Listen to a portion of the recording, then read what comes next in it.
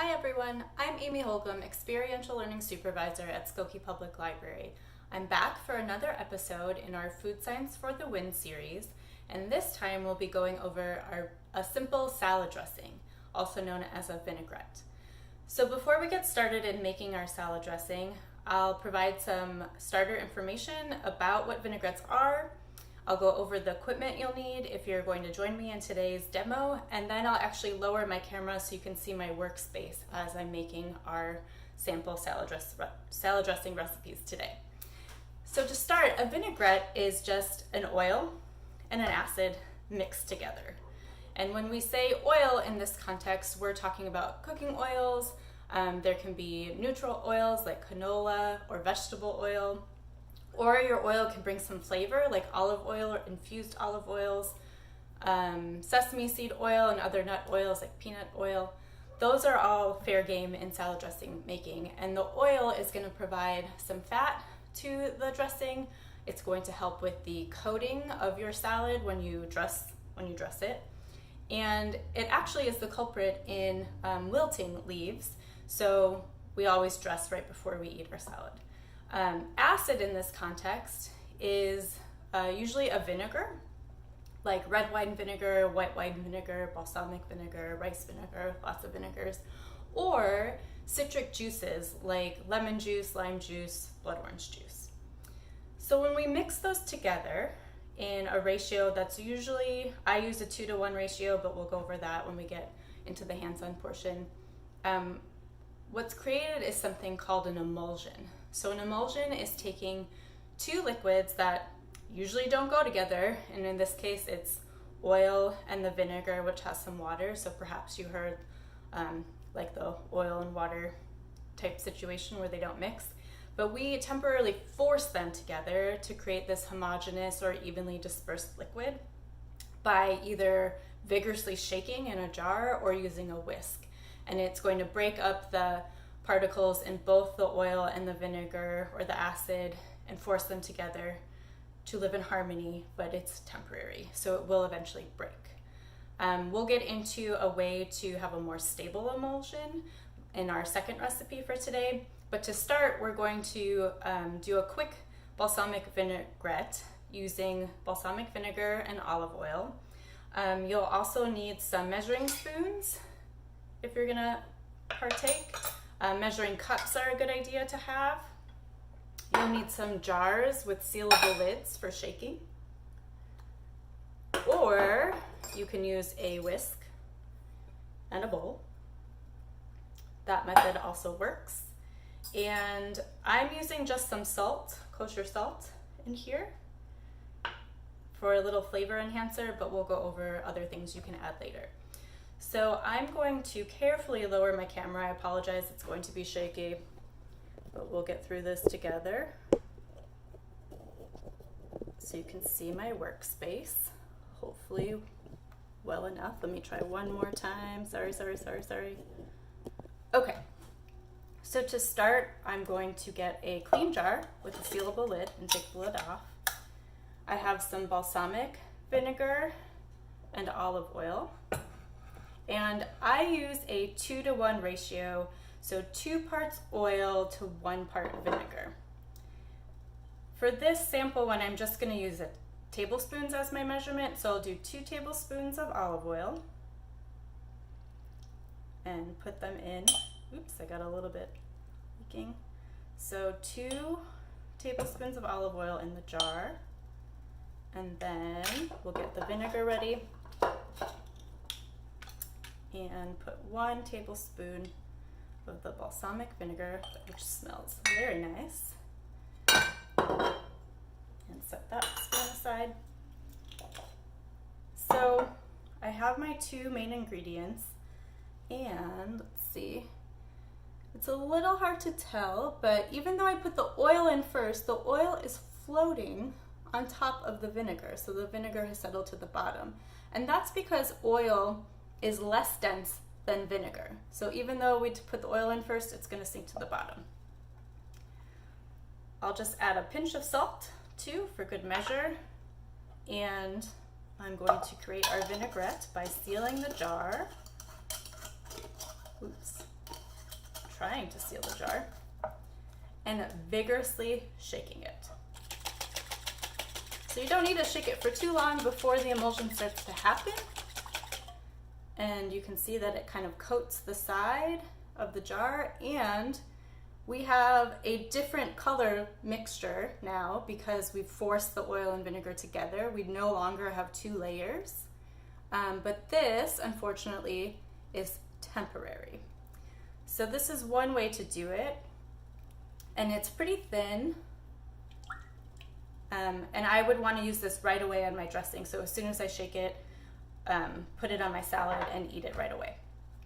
Another way to do this is with whisking. So I'll use the same measurements, 2 to 1. So 2 tablespoons olive oil, 1 tablespoon, oops, and a little extra of vinegar. Set that aside. And here it's a little bit easier to see how the two are not mixing, right? They're like, nope, don't want to have anything to do with you. I'm just gonna be myself. I'll add a little bit of salt for flavor too. And this time I'll use the whisk to make our emulsion. So when you're whisking, you can actually see like the bigger droplets of the vinegar break up into littler droplets and then mix with the oil, and that's when like the color changes, the texture changes. It's actually pretty beautiful, I think, but still pretty thin and still, alas, temporary. So I like to use balsamic vinaigrette basically all the time. I don't make really fancy salads, so if I just have random greens and like tomatoes and cucumbers, this is just a great accent, and the acid in the balsamic vinegar really adds some flavor to it. And that's what it looks like. Okay, so let's say though that we want this union of oil and vinegar to be more than temporary. We would like something more permanent. That's where this magical ingredient called an emulsifier comes in. This is Dijon mustard. It is an emulsifier. An emulsifier coats the oil and says to it like, hey, it's gonna be okay. We will live in harmony together. Just like be chill and stay immersed in this liquid with me, kind of thing. That's maybe a bad example. Mustard is a commonly used emulsifier in salad dressings. You may have had a Dijon salad dressing before.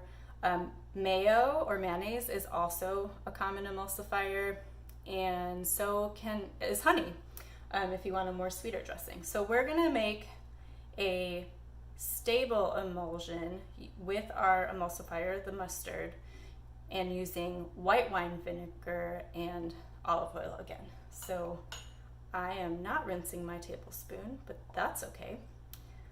And I'll do the same ratio, 2 to 1. So 2 tablespoons of our olive oil.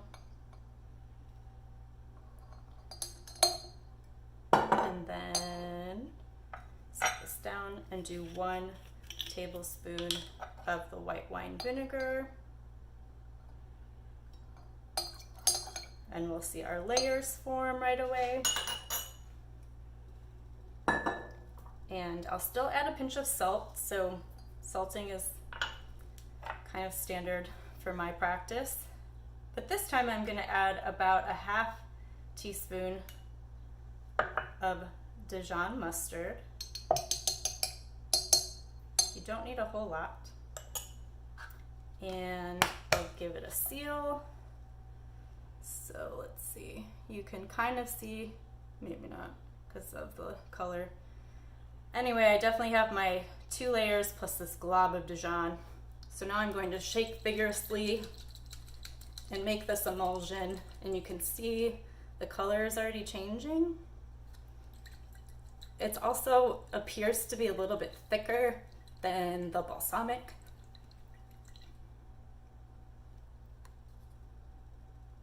And it looks pretty good. So let's see if I can get it on camera.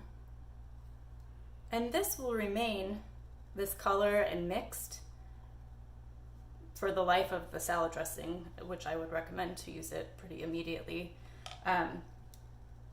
while our other ones are going to start separating pretty quickly. So we can see it a little bit better in the bowl on the outside ring, the oil separating. But this one's going to remain because we use that magical emulsifier ingredient of the Dijon mustard, which is pretty great. Now I'm going to carefully move my camera back up. Maybe. Hello again. So these are very basic recipes, and they're really, I view them as starting points because based on what you're dressing and also your personal preferences, you can go in any direction with salad dressing, which is kind of exciting. So I was only using salt. I commonly just use salt, pepper, and maybe some garlic powder to add a little bit more flavor, especially to that balsamic vinaigrette. Some people like to add garlic, shallots, even onion.